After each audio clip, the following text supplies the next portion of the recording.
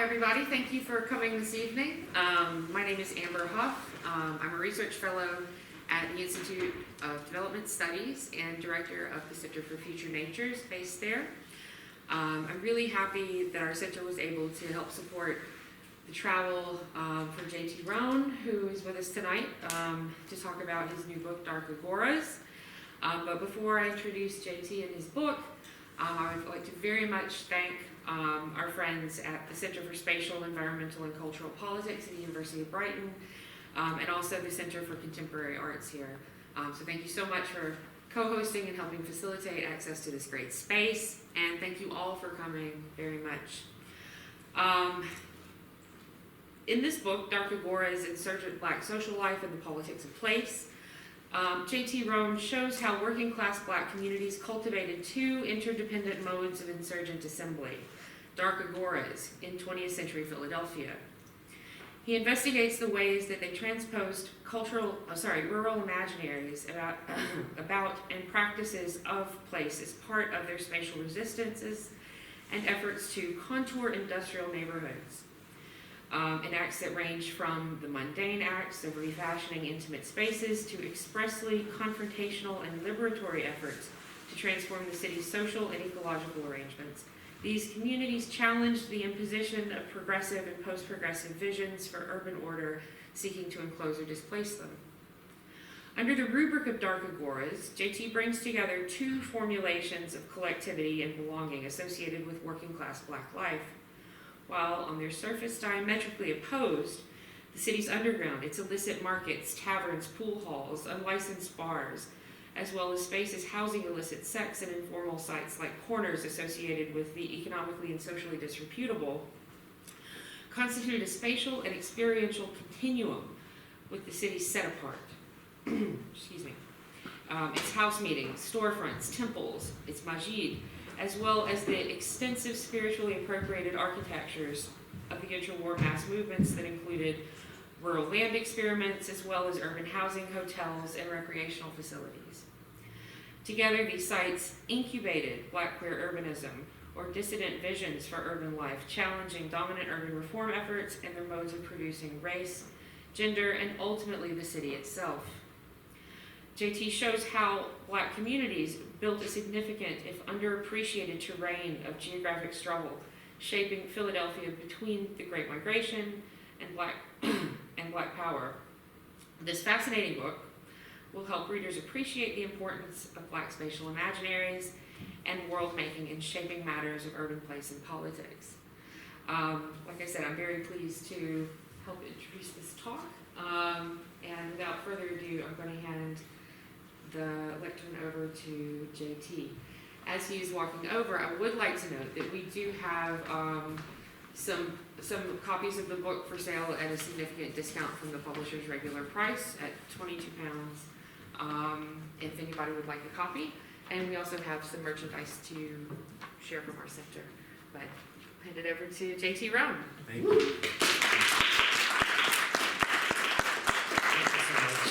Thank you all so much. Thank you, Amber, so much for inviting me into this space, and to the co-sponsors and to you all who stuck around after a really robust and wonderful day. I really appreciate it. I want to jump right in. I'm going to talk really kind of at the at the beginning of the book and sort of in the midway point of the book, just to give you a sense of the flavor of it. I want to start with where I think these kind of spatial imaginaries emerge from that underwrite Great Migration into Black Power, spatial politics in the city of Philadelphia, and particular through what I call the Black Commons in the context of the plantation enclosures, Black communities' efforts to survive and to thrive in that context, or the provisioning ground, or the plot, or however we want to name it. So I'm going to, even before that, I want to start with just sharing some film work that's shot in collaboration with Johnny Cruz Mercer, the dancer here. This is part of the footage gathered for a film project titled Plot that evolved out of the work for this book, manuscript, and which helps to show where this work comes out of for me. I'm born and raised in rural Virginia, and I continue to return to that place for family, to honor my dead loved ones who are buried there, And I look to it, of course, with an abiding interest in its well-being and possibility. And I also think, which I'll talk more about in a minute, it's vitally connected to an urban context, Philadelphia. So the film project uses visual and sonic palimpsests to draw out the myriad meanings and uses of historic rural Black landscapes in the expression of intra and interregional familial and collective identities. The use of layering of visuals and eventually sound asks viewers to be immersed, to linger in the past and the present of these sites, and to be haunted by them in their totality and their ephemerality. This footage, which takes only a small part in the overall film, experimental film plot, calls attention to the edges of a plantation, a historical plantation called Mahogany, near the presently dammed headwaters of Mount Langley Creek, in an area once navigable by flatboat and platted in the 1650s as part of the original legal Anglo settlement of Rappahannock territory south of the Rappahannock River. Legal settlement in this context meaning many folks were jumping the gun even before the crown said you could go genocide and take everyone's land. And this, of course, the reason that they built the plantation in this area is because you could come from the main river right up to the plantation where we did this at.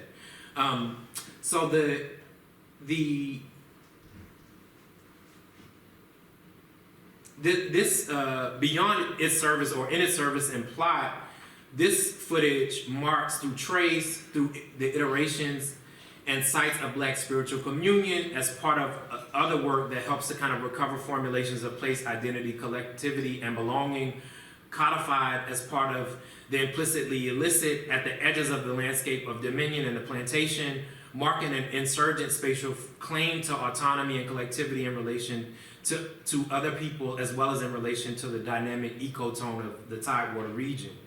Mercer uses dance as embodied poetry, and I read it as subtly invoking the insurgent in relation to what Catherine Benjamin Golden terms insurgent ecologies in her description related to the Great Dismal Swamp, as the spaces at the edges of the plantation landscape used for the generation and regeneration of vitality, here not in the biopolitical sense of slave medicine or health for future exploitation and prolonged living and death, but in the sense of a bottom-up generated force, forwarding practices, and a horizon beyond enclosure, extraction, disposability, and ecocide.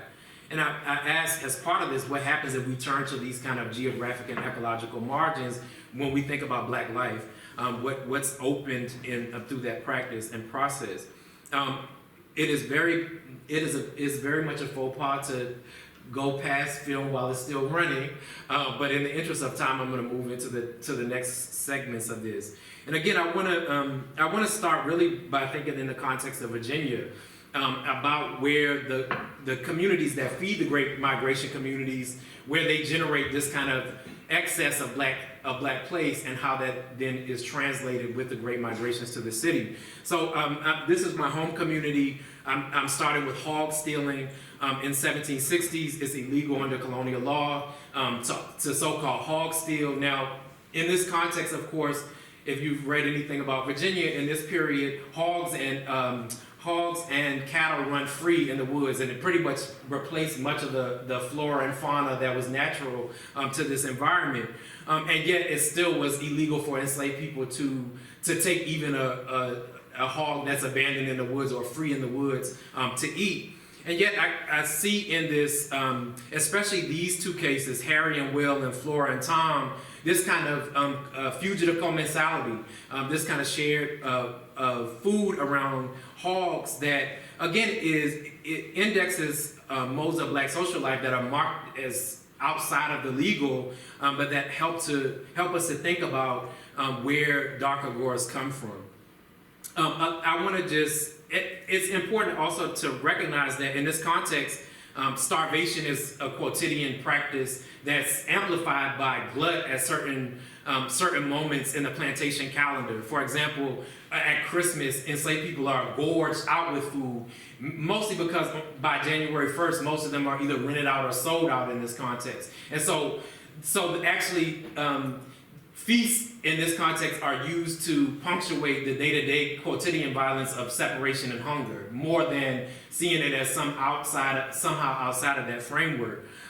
So I'm looking at these kind of practices of the plot and of the Black commons in this context, in which starvation and overfeeding are used to tame Black life and tame Black social worlds. So this enslaved person's Elizabeth Sparks from the Tidewater region of Virginia and Maryland.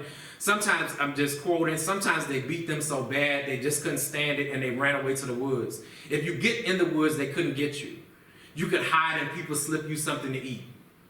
Once in a while, there was free Negroes who came from somewhere. They could come see you if they was your own folks. Negroes used to go way off in the quarters and slip and have meetings. They called it stealing meetings. Critically, of course, the stealing meetings part, and we'll talk more about some of that. But I'm also fascinated, as we were talking about today, Kwame, with the act of slipping people food, right? As dangerous as running away. It's as dangerous in this context in terms of your physical well-being to pass someone food that's unsanctioned by the masters and that are living in these kind of contexts in the woods to either renegotiate labor demands, to avoid sale, to avoid being rented out, and or just to say, I'm never going back, right? Charles Crawley, when slaves ran away, they were brought back to their master or missus, and when they couldn't catch them, they didn't bother, but they let them go. Sometimes the slaves would go and take up and live in other places. Some of them lived in the woods off of taking things such as hogs, corn, and vegetables from other folks' farms.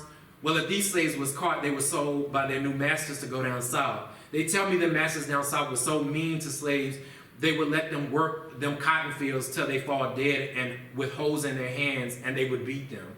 And as we'll see in a minute, through some maps, this kind of forced sale across great distances punctuates Black life in the antebellum period in this region of Virginia in particular. James L. Smith, 1880, self-published narrative.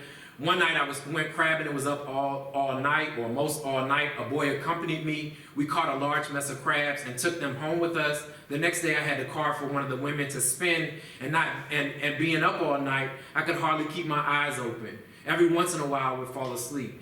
We see that in the context of plantation slavery in Virginia, the downloading of the responsibility of feeding yourself is actually a double tax on the enslaved, right? So not only do you have to work in the field, but by night or on Sundays, they're tasked with feeding themselves because they're not allotted the basic caloric requirements for the kind of labor that they're engaged in.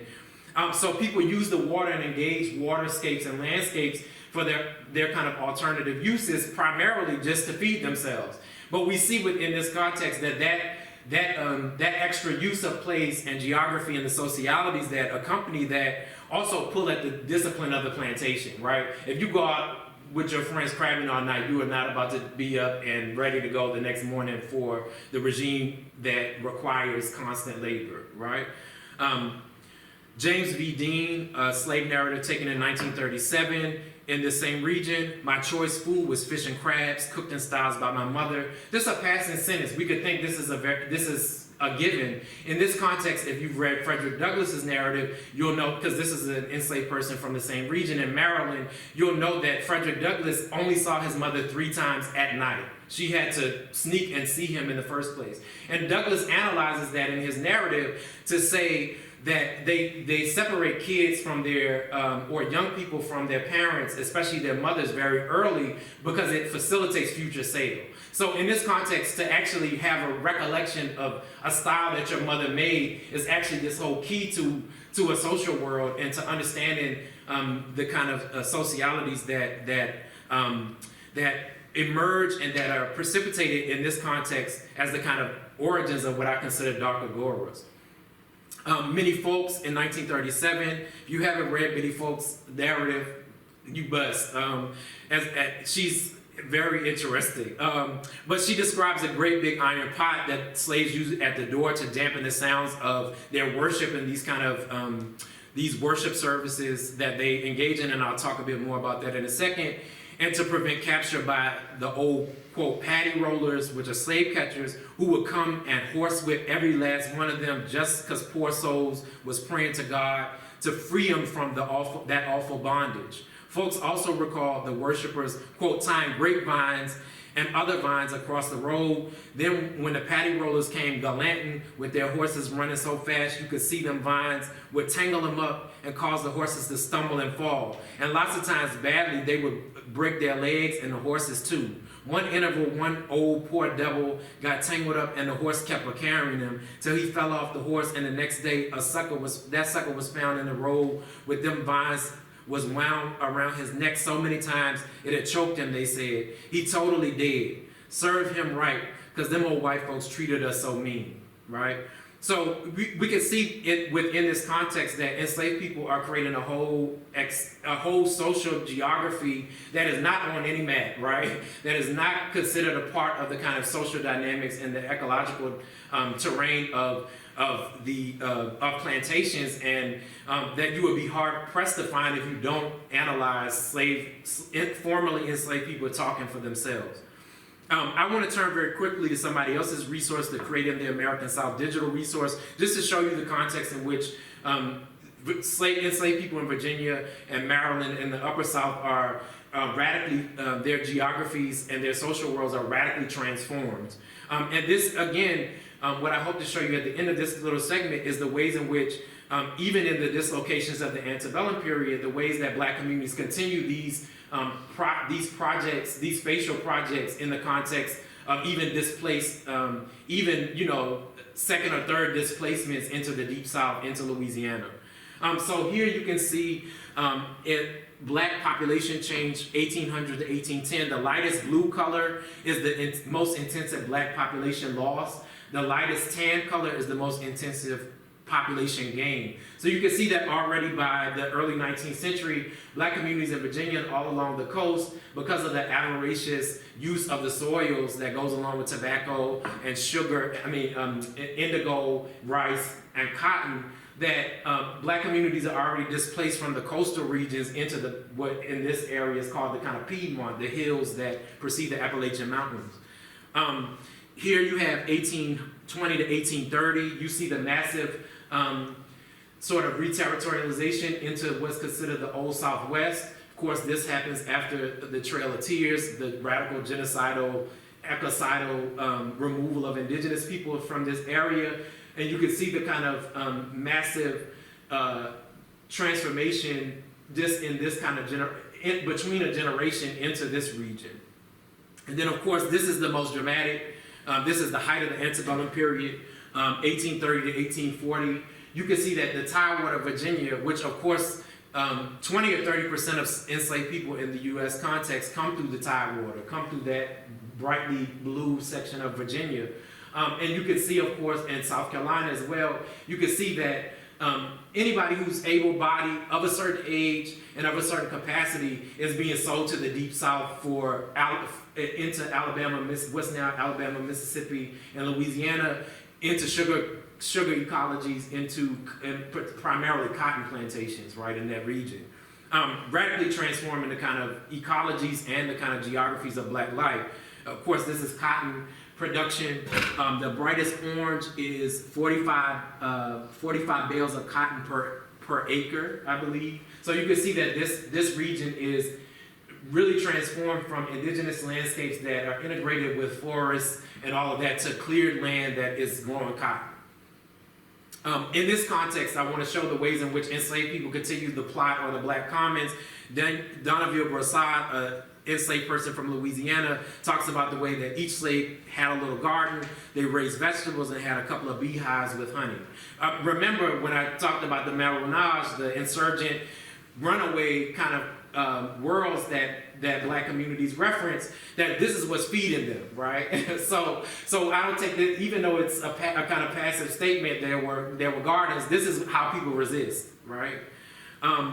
Charlotte Brooks, I want to just linger on for a second, interviewed narrative taken in 1890 by Octavia V. Rogers Albert, critically important because many enslaved people, especially in the Deep South, with the WPA and other narratives, those narratives are taken by white folks. This is one of the few narratives from the Deep South that a black woman has taken another black woman's narrative. And what is interesting is Charlotte Brooks describes being sold from Virginia around the age of 14 or 15 to Louisiana. She's totally socially isolated. She gets there, her master speaks Creole, she speaks English. They can't communicate. You could imagine that as an enslaved person that would be terrifying to not know what your master is commanding you to do. She describes the ways that during the sugar rolling season, which is a heightened time of tension on sugar plantations, because if the sugar rots within a couple of days, right, after it's cut. And so she describes the ways that her master uses a jail, a self-built jail on the plantation to lock the enslaved people in at night so that they don't run away. Anyway, she also is not Catholic. So she gets there, she's like, I have no idea what they're talking about religiously or otherwise. But she describes about 4 or 5 years into her enslavement in Louisiana, sugar plantation ecologies, catching word through the grapevine, which is also an important part of the black geographies in this context, catching wind of another woman who was just sold from Virginia. She says, like, look, I was like, I'm going to finish my work for the day. I don't care what comes in terms of punishment. I'm going to see if this woman is related to me and or if she knows my mother, right? Which is, I think, critical given what we've talked about. That particular desire for someone that knows her mother. Of course, they don't know each other. They have no shared common kinship. And yet what they realize is that from these kind of secretive clandestine congregations that meet at night in the woods in Virginia, that they know the same hymns, that they know the same prayers, that they have a shared cultural grammar that they build out from. And in the context of Louisiana, in this context, they build a little nighttime church that gets them in trouble a number of times, as she mentions. So I just wanted to give you the context, and the book actually starts with all of this, so it's not just out of character here. But I wanted to say, that again, this is the kind of origin story for me in the project around how these black spatial forms that consolidate in the period in Philadelphia after the 1880s and 1890s, that this is their kind of origin. Of course, there's stuff in between, and I'll go through that very quickly. Du Bois, of course, in his 1935 Black Reconstruction, notes that for enslaved people, formerly enslaved people in particular, the Civil War is murder, force, and anarchy, right? Massive displacement of the black commons, massive displacement of black life. Of course, black communities do free themselves by running away and forcing Lincoln's hand with the Emancipation Proclamation. But the kind of terror of contraband camps, systematic rape, starvation, sickness, all kinds of things. And yet, what I'm getting at is the reality that even in that war-torn landscape, that black communities continue to hold on to these basic grammars, social spatial grammars of collectivity and possibility. Very quickly, I want to just say that in the context of post-emancipation, prior to Jim Crow, not directly in response to Jim Crow, black communities begin to bring to fruition a kind of vision of the black commons in the rural context. And so I'm talking here from oyster records from the early 20th century, where black communities, as we'll see in a second, build a whole host of institutions through their ongoing relationship to alternative uses of landscapes and waterscapes in this context, akin to the kind of fishing that I mentioned. And as I talk about a little bit more in the book, but also in the essay, these contrast with white oystermen who are building hundreds of acres of rented riparian land to build oyster empires, right? These folks rent a half an acre. It's clear that they own about 20, according to the census, this family owns about 20 acres of land in this period. This is the kind of height of black land ownership in the U.S. They work about 5 of that as an intensive farm. About 5 of that they keep as an orchard or a meadow, and then the remainder of that is kept in forest, right? And so I want to just very quickly, this newspaper, the Gloucester Letter, was part of efforts in the 1890s into the early 20th century, when Virginia made no provision for black secondary ed. The Gloucester letter in this region, this is a letter that's associated with the first black high school, self-built. These institutions, the churches from the Hush Arbor in the post-emancipation period, they built churches even before black people owned individual plots of land, and then immediately they built, after churches, they go to building schools. And what I'm getting at here is after an Emancipation Day celebration on January 1st, in this context, in 1889, the editor of this newspaper laments that they didn't get as much money as they had hoped for the building fund for this church, for this school, but it's because the oysters had not been good for that year. So you get a sense, even though this is in a negative frame, you get a sense that these ongoing practices of alternative stewardship, small-scale stewardship, are actually funding black life and black social life. So I wanted to give a sense that it's not just that the plot gets displaced or the black commons gets displaced and goes to the city. It has a whole other kind of life within rural context as well. And at the same time, we know that after this period, after 1889 in Virginia, is the full institutionalization of Jim Crow. And so although these institutions emerge before and they precede and exceed the violent enclosures associated with Jim Crow, Jim Crow does begin to displace these communities, as I'll talk about very quickly. Important black historian Carter G. Woodson in the 1920s talks about how black people in that era were increasingly, quote, turned away from the bathing beach, which was once a free-for-all swimming place, not admitted to the private game reserve, which occupied the old fishing and hunting grounds, and prohibited from having any parties on the Placid Lake, where they once rowed their canoes without fear of disturbance.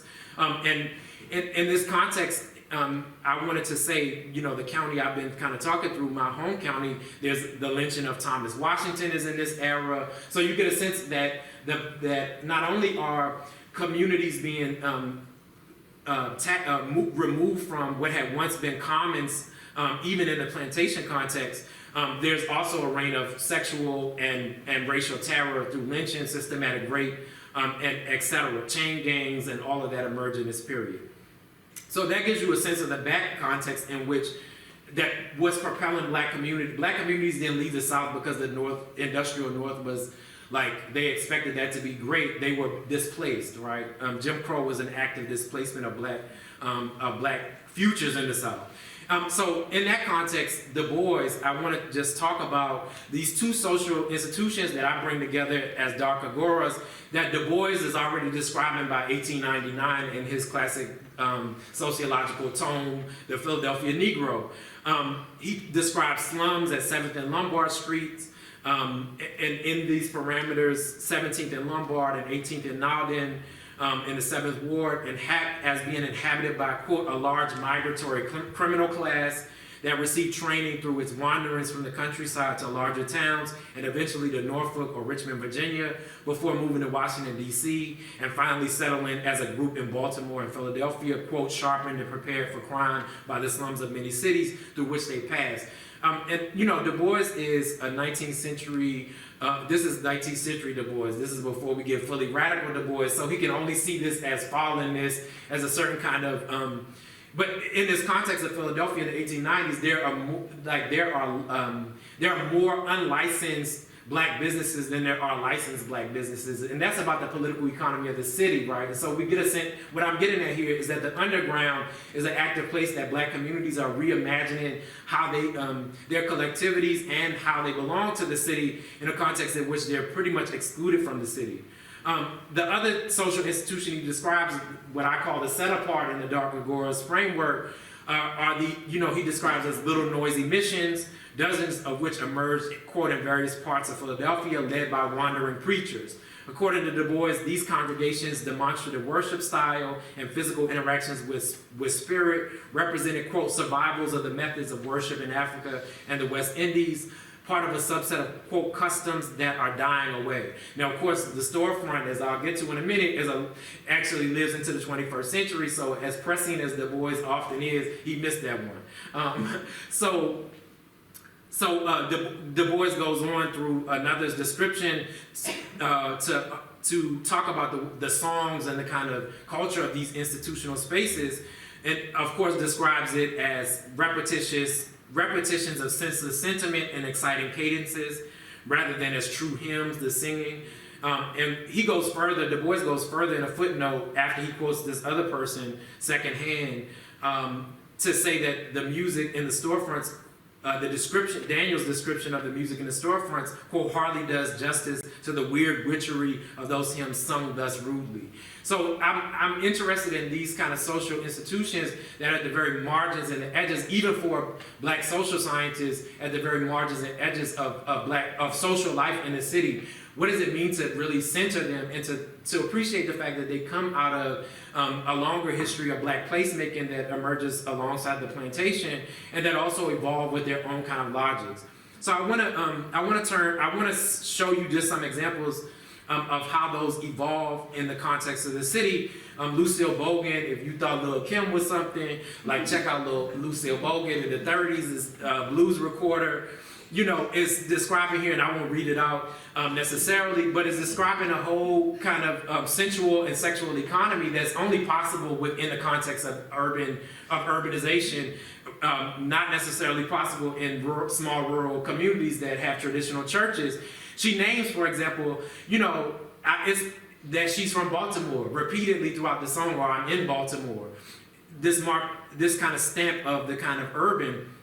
What's critical is, though, that the song's refrain and the title of the song is Till the Cows Come Home. And so what I'm interested in is the ways that these rural imaginaries that emerge out of the plot continue to inhabit in this remixed form, often refracted, not necessarily a one-to-one more like a transposition and a translation into the urban context. The ways that those rural imaginaries continue to inhabit understandings of erotic sovereignty, of sexual liberation in this context, associated with the sexually and economically disreputable in the underground. Likewise, I'm drawing here from a really unnamed woman called Mrs. W, that a black anthropologist, folklorist, author Huff Fawcett interviews as part of his classic 1944 Black Gods of the Metropolis. She describes walking out of her stoop and encountering these men shooting crap on her steps, right? She describes after that how she felt lifted high on a mountain, so high that she could see and look all over the world. The sun, which was going down right at her back, cast a transfiguring light over the urban landscape. Eventually, she describes how this gives the row houses and basically this neighborhood give way to an open field, right? Again, the ways that these visions of landed possibility that emerge out of the plot and get materialized partially before and even during Jim Crow, even though migrants are displaced, they continue to hold on to and linger with those kinds of imaginaries, and it definitely affects the ways that they view the city and also what they do. So after her experience with the underground, she goes and joins a holiness storefront, right? And so again, you get the sense of these two kind of institutions. Very quickly, I want to show you, this is a redlining map if you have never seen one of Philadelphia. I want to just point out that these social institutions are placed in the areas that are marked red. If you know about redlining, the Home Ownership Loan Corporation in the U.S. context in the 1930s, they basically mark communities as uninsurable. So of course that means that's where Black people live in terms of the racist political economy of gender racial capitalism. And so these are also the sites where these kinds of institutions are concentrated. It's also critical that the underground is not necessarily directly always attached to Black life, but it is in kind of urban reform movements that begin in the 1920s and that really gained state power in Philadelphia in the 1940s. Vice is concentrated in Black neighborhoods. So Blackness is not necessarily associated with vice until this period, but you get it as part of segregation. I just want to also note that segregation is highly lucrative. Like, it's not like Black communities living in crumbling housing that falls in and that burns up and kills lots of people in this period that like they're getting off cheaply. They actually pay more per square inch than their white counterparts in other part of the city for rent, right? So, okay, I want to, in the kind of remainder that I have, I want to talk just very quickly about the ways that these institutions kind of, particularly the Set Apart and the Underground, connect in particular in interwar movements and immediate post-war movements, in particular through Father Divine and the Peace Mission movement, marked as a cult by many observers and from the outside, but hopefully give you some of the texture of the book. So, just let me find my place here. Okay. So, Pearlie Manager embodied the United States' enduring plantation relations. A 55-year-old man from the South living with his unnamed wife in Philadelphia, Pearlie Manager had lost an eye and most of his teeth and was suffering some combination of emphysema and congestive heart failure when Arthur Huff Fawcett interviewed him as part of the research for Black Gods of the Metropolis. In the world of the managers inhabited straddling the U.S. South and up South, a designation that understands that Southern relations follow Black people even when they're not in the physical South, a regime of debilitation, so let me start that sentence over. In the world that managers inhabited straddling the South and up South, a regime of debilitation meted out in the rhythms of intergenerational hunger, ramshackle housing, labor insecurity, and quotidian violence reigned over Black life. Debilitation in this context is distinctive from disability, naming an active process of endemic bodily harm and unmaking that is reserved for subsets of the population marked as outside the bounds of the social spatial continuity of race and nation. Debility and debilitation account for, quote, expected impairments, those routinized and managed as part of the operation of the biopolitical, necropolitical state nexus, the function within capitalism of racialized disposability, disproportionate exposure, and premature death. Working class Black migrants from the South, like Pearlie, inhabited Philadelphia's crumbling core housing, whose designation as dead, these neighborhoods' designation as dead by city planners, architects, and politicians, served only to entrench its slow deterioration and ensuing racial antagonism and aggravated intracommunal tensions. Maiming and debilitation were part of the effects of the heated and dense worlds that segregation built. Yet in straddling two worlds, in the spatial sense of mobility between, but most significantly in their epistemological sense of a shared migrant consciousness enacted in and through the processes of movement, stasis, confinement, and plotting, ordinary Black people like the managers attempted to transfigure and to partially realize enduring small and large-scale edits on Philadelphia's landscape. Pearlie, rather than accepting passively a fate of violent conditioning, took his life into his own hands. As he recalled, quote, he drank and smoked to his heart's content.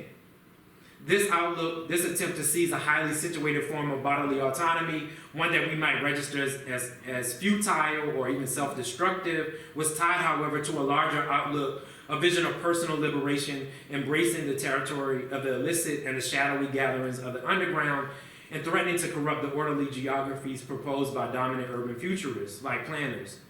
In addition to smoking and drinking at his own pace, Pearlie generated a large amount of money, quote, doing quite well as a bootlegger, making and selling illegal liquor. In the 1920s and 1930s during Prohibition, distilling and distributing illegal alcohol for profit.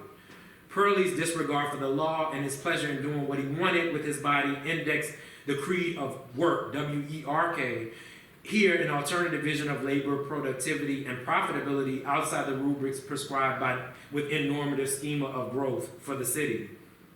While often still privileging personal or familial gain over other modes of collectivity and politics, work rearranges in time, space, and priority, leisure, productive labor, and social reproduction. Early in life, Pearlie found in the underground a sense of mobility, autonomy, and possibility that were generally closed to working-class Black Southern migrants in so-called legitimate businesses and institutions in the South and in Philadelphia. Later in life, pacified by the sudden onset of a likely mortal condition and forced to give up his life as a bootlegger, Manager heard with fresh ears his wife's call for him to change his life. One day, at, quote, the precise time his wife heard that Father Divine would be in Philadelphia having meetings, he too was struck by the name of Father Divine. His wife inquired, "There's one tonight. When do you think you'll go?" To which he responded, "I'm going this very night." They attended the meeting at 1207 South 46th Street near Cedar Park, a row house converted to a worship space by the Peace Mission in the upper part of Southwest Philadelphia. Despite Fawcett's engagement with Pearlie, it was his unnamed wife whose prior knowledge of and encounters with the Peace Mission illuminated the path toward this congregation and away from sickness and death.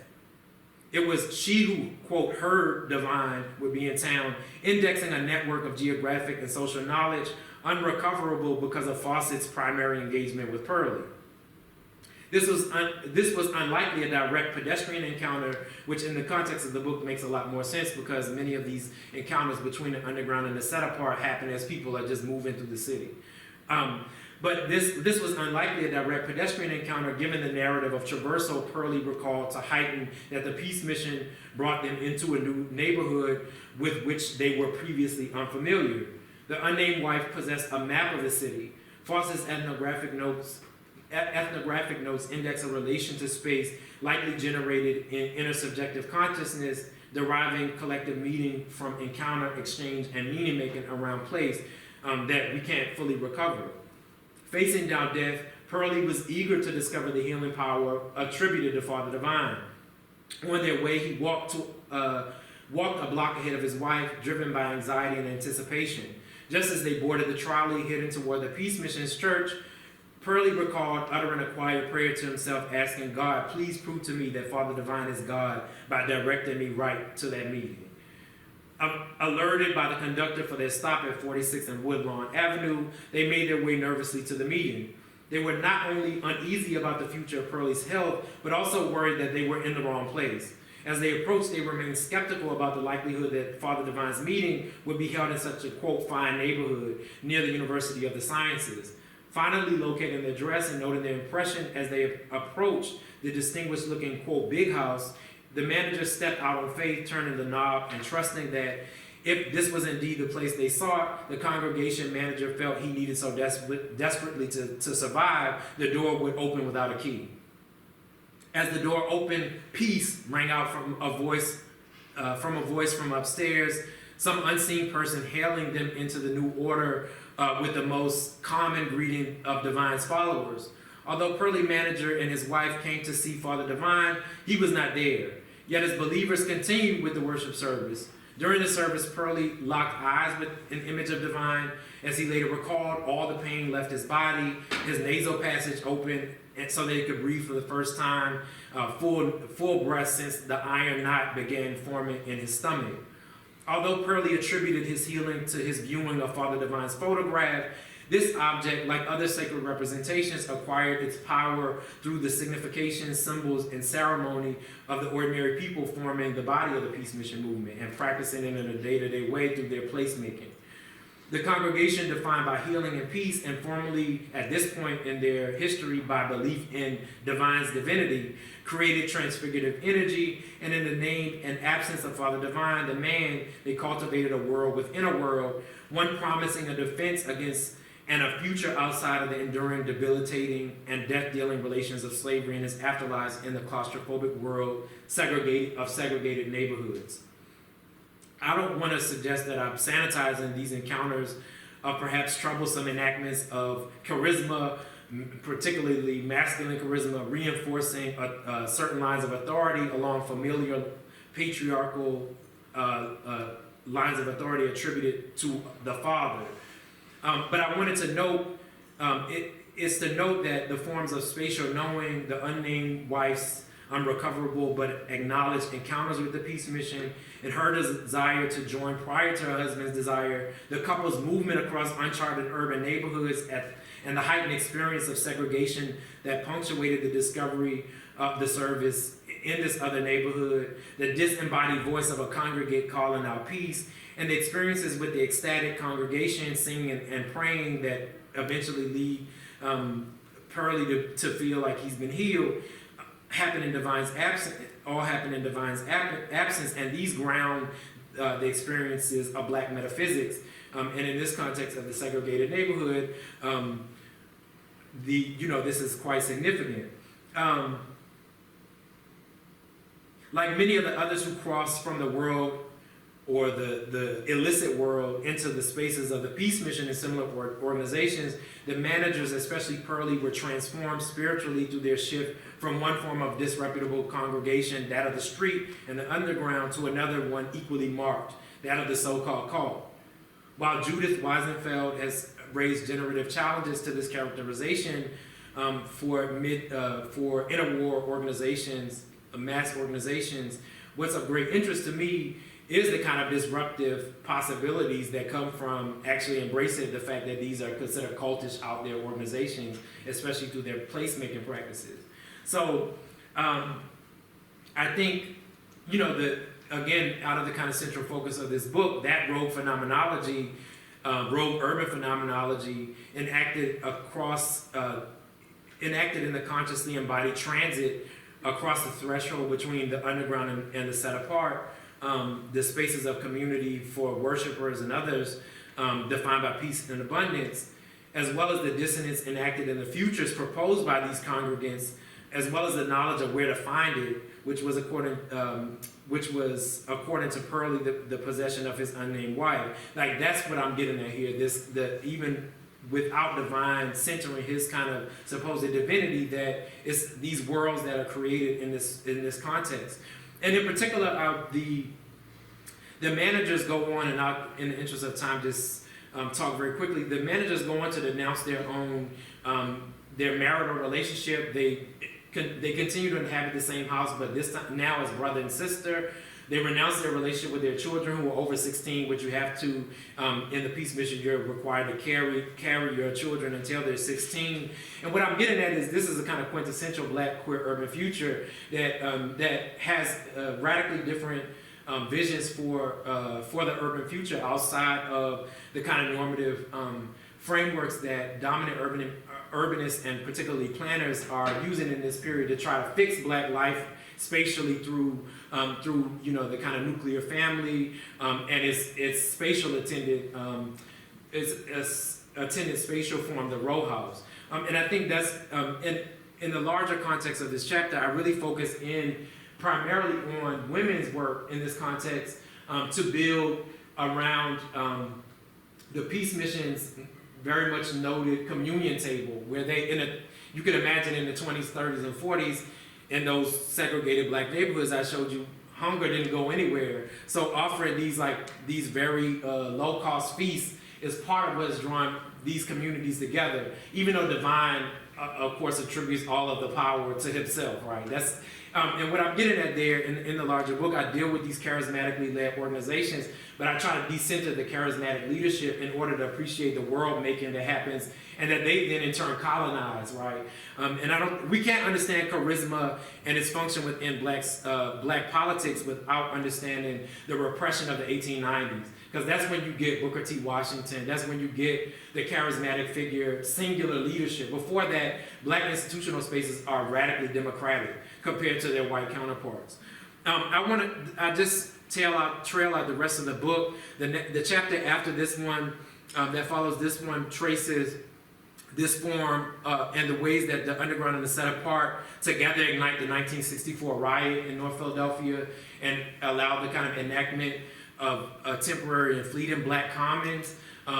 What happens in this context after a Black woman is violently arrested named Odessa Bradford, and people begin to gather, and so-called religious dissidents, as accorded by the police and the FBI, begin to spread rumors that a pregnant Black woman was murdered in North Philly, and eventually it leads to a whole slew of what the state can only consider looting and all of that. In the chapter, I really look at through records for receiving stolen goods, people who are arrested for receiving stolen goods, actually what folks are trying to forward through their kind of the practices of disbanded property. And what you get at is, first of all, that a lot of them are stealing food, which gives you an indication, first of all, if the police know that they have too much food in their possession, then that tells you something about the day-to-day life and what's expected for them to have, which is probably starvation. But also a lot of materials that are associated with children. And so I read and engage the riot as really temporarily ushering in the disbandment of property and a regime and a horizon. It brings to the fore black working class visions for the city outside of property, as well as I read arrest records for folks who just continue to, even though they live in rented neighborhoods on rented blocks, they say, I live right there. So when the police come around and say, you gotta go, they say, I live here, right? We see in that heightened moment this tension between the Black Commons, visions of Black Place, the rooftop, these other spaces that are not condoned within the context of the property regime that Black folks inhabit and create their own social worlds. Again, coming out of the Great Migration visions for alternative placemaking. Substantively, I end the book with an account of MOVE in the 1970s, the radical, quote-unquote, Black Back to Nature organization that emerges in Philadelphia, and that infamously is bombed by the Philadelphia Police Department in 1985 under its first Black mayor, Wilson Goode. And in part, I'm trying to just very quickly draw here for you the ongoing tensions between working class Black life, the dominant urban futurists, and even when those are Black politicians, the way that kind of comes to a deadly head. Of course, MOVE has a whole kind of practice around place. If we could talk more about that in Q&A, if you'd like. Finally, I end the book with thinking about the radical reterritorialization of Philadelphia that's happened since about 2000 through real estate investment trusts. And so this Sarah Center, the FMC building, is critical to note. It's governed by one of the largest, Brandywine real estate investment trust that's Philly-based. In the 90s has about $5 million worth of property. Now they have about $5 billion worth of property. They own property from Pennsylvania down to Texas. And not only that, he's a kind of shadow mayor. So all of the parks in the central part of Philadelphia, this real estate mogul basically runs all of them. There's private security. We could talk more about all of that. And what I get at with this is that many of the spaces that were associated with disreputable Black life have been recolonized in this context, and continue to be tensions between what's considered disreputable Black life and this kind of the kind of steady accumulation of capital through real estate investment continue to be at a major loggerhead in Philadelphia. I'll stop there. Welcome your questions, thoughts. Thank you so much for listening.